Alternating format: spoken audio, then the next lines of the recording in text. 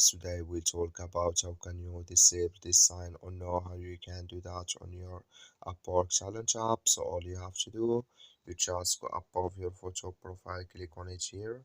So then it's going to show for you a list like this. Then you click here on settings.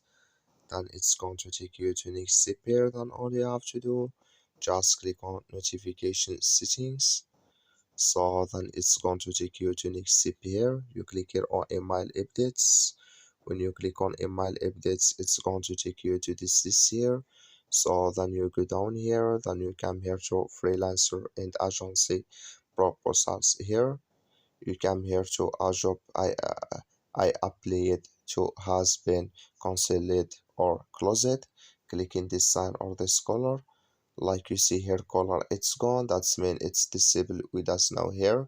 That's all you have to do. Thank you for watching. Don't forget to support us by liking, subscribe.